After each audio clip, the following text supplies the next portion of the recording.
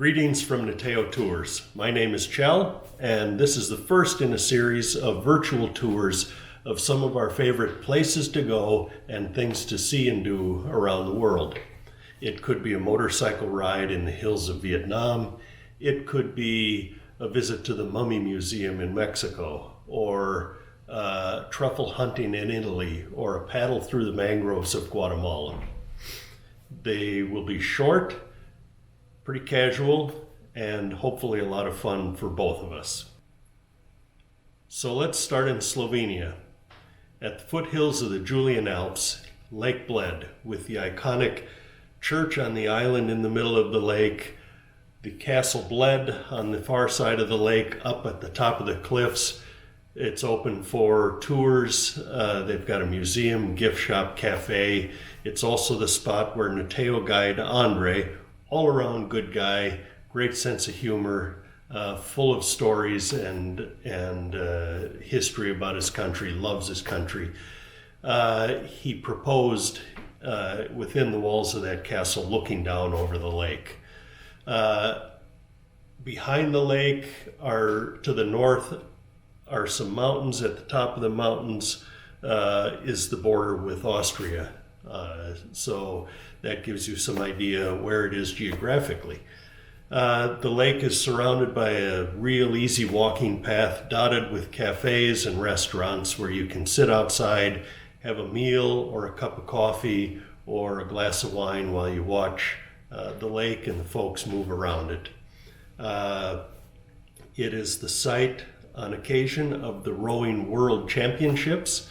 You'll see buoys marking lanes up and down the lake. Sometimes you'll see folks either practicing or competing there on the lake. You can take a boat and row out to the island with the church and tour the church. You may, as you walk around the lake, see folks with very long fishing poles throwing a heavy weight a long ways out in the lake, fishing. I've seen a lot of folks fishing. I've never actually seen catching, so it could just be an excuse for them to get out of the house and sit around the lake and enjoy company of their countrymen. So on the south side of the lake is a fairly large hill. If you're up to it, there's a steadier, longer path that goes around the back of the hill that takes you to the top. Otherwise, there's a switchback trail that's quite steep up the front side of the hill, culminating in a staircase that takes you the rest of the way up. But once you're up there, your hard work is rewarded with a spectacular view down over the lake.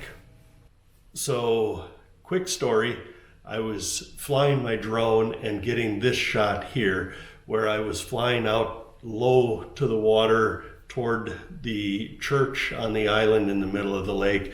Then I panned across the island, got around, and my controller was beeping at me, low battery. But what I was seeing on the screen was just too good to stop, and pushed it a little far. I flew around the island, was coming back, and it gave me a critically low battery warning and started to descend into the lake, knowing it had to land. I frantically pushed a bunch of buttons, regained control of the drone, got it somehow back to shore, through a gap in the trees, and landed at my feet, just a few feet on shore. One of two times that I've almost lost the drone in a lake, so I'm learning to stop when I should. Anyway, hope you enjoyed this tour and tune in to see where we go next.